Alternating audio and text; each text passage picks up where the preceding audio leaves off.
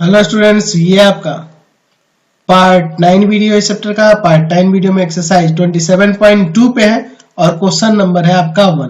कह रहा है दिखाइए कि तीन बिंदु है जिनके स्थिति सदिश यहाँ पे दिए गए हैं, संरेख है।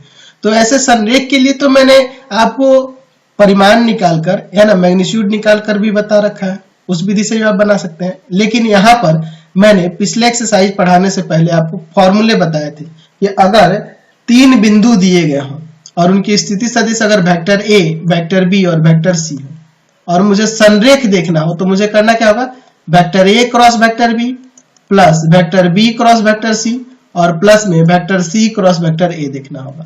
अगर वह जीरो वेक्टर के इक्वल हो जाता है, यानी कि जीरो आ जाता है, दैट मीन्स वह आपका क्या कहलाएगा, संरेख कहलाएगा। ये तीनों बिंदु संरेख हो जाएंगे कब, जब इनके स्थिति सदिश का दो दो करके क्रॉस प्रोडक्ट निकालकर जब जोड़ा जाएगा तो वह जीरो वेक्टर के बराबर होता। तो चलिए हम लोग निकाल के देखते हैं। अगर हो जाएगा तो संरेख है, अगर नहीं होगा जीरो तो असंरेख होगा। चलिए तो मैं यहां पर मान लेता हूं, माना तीन बिंदुओं के स्थिति सदिश क्रमशः वेक्टर ए इक्वल टू में माइनस का 3i कैप प्लस का j कैप और प्लस का 5k cap, vector B equal to में 2i कैप प्लस में 3k कैप और वेक्टर सी इक्वल टू में माइनस का 13i कैप प्लस का 3j कैप और प्लस का 9k कैप। चलिए अब निकालते हैं। संरेख दिखाना है तो मैं निकालता हूं vector A cross vector B plus में vector B cross vector C और प्लस में vector C cross vector A. देखते हैं ये जीरो आ रहा है कि नहीं। चलिए एक एक करके पहले vector A cross vector B देखते हैं। तो I cap J cap K cap A और बी के लिए -3 1 5 2 0 3, ठीक है। प्लस में vector B cross vector C के लिए I cap J cap K cap, ठीक है।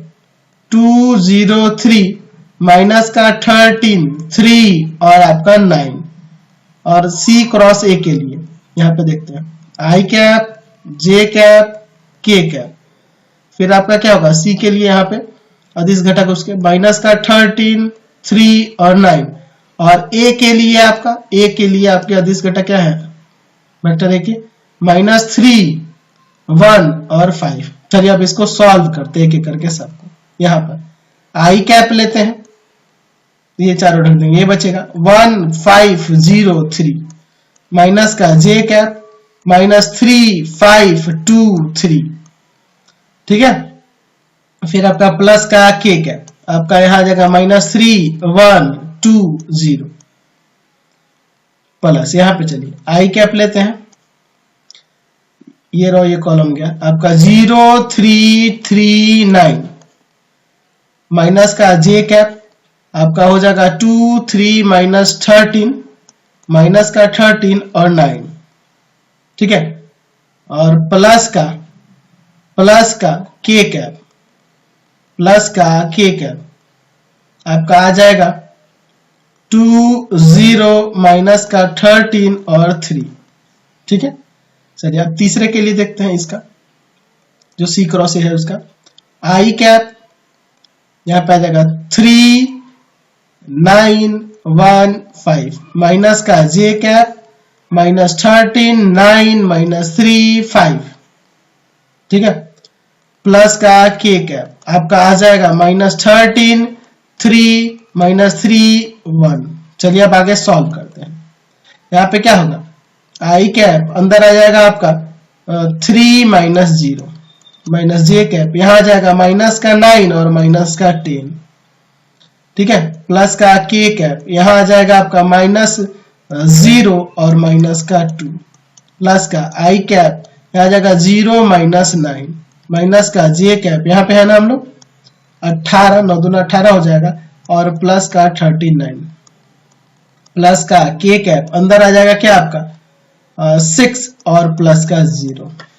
चलिए आगे देखते हैं। यहाँ पर प्लस का आई कैप अंदर हो जाएगा 5 3 15 3 5 15 और माइनस का 9 माइनस जे कैप यहाँ आ जाएगा 13 5 65 और प्लस का 9 3 27, ठीक है, प्लस का k कैप, यहाँ जगह माइनस का 13 और प्लस का 9, ठीक है। चलिए आगे सॉल्व करते हैं। 3i कैप माइनस का 19 और माइनस तो प्लस का 19j कैप माइनस का 2k कैप माइनस का 9i कैप, यहाँ पे इन दोनों को जोड़ दिया जाए, दोनों प्लस का है, तो 9 8 17 का 7, एक बचेगा, ठीक है, 3 1 4 1 5 57, माइनस का 57j कैप और यहाँ पे प्लस का 6k कैप, 6k कैप, यहाँ चलते हैं, प्लस का आपका आ जाएगा 6i कैप प्लस का 6i कैप। अच्छा यहाँ देखो, इसमें से इसको घटा देंगे तो यहाँ माइनस का आएगा, माइनस का कितना आ जाएगा, तो यहाँ माइनस का आएगा और बाहर माइनस है तो प्लस हो जाएगा ना जी। तो 15 में से 7 गया आपका 8 और यहाँ पर 5 बचा, 5 में 38 आ जाएगा ना जी, 38j कैप, और यहाँ कितना आ जाएगा माइनस का 4k कैप, यही ना हो जाएगा। चलिए अब आगे सॉल्व करते हैं। 3i कैप और यहाँ पर देखिए माइनस का 9i कैप और प्लस का 6 और 3 9 9 9 गया तो 0i कैप, ठीक है, या 0 लिख सकते हैं आप, सिंपल देखो ना 0 बैक कर देख लो, क्यों, क्योंकि जे वाला भी उसी तरह से है, जे वाला देखो, ये दोनों को जोड़ दो, इन दोनों को जोड़ दोगे तो आपका यहाँ से आ जाएगा प्लस का 57, तो यहाँ माइनस का है, के वाले को देखो यहाँ है, यहाँ -6 और +6, तो 0 वेक्टर आ जाएगा कि नहीं। इसलिए तीन बिंदुएं या दी गई 3 बिंदुएं, इसलिए दी गई 3 बिंदुएं संरेख हैं, एक ही रेखा पर है, ये हमने साबित करके दिखा दिया, समझ गए। चलिए अगला क्वेश्चन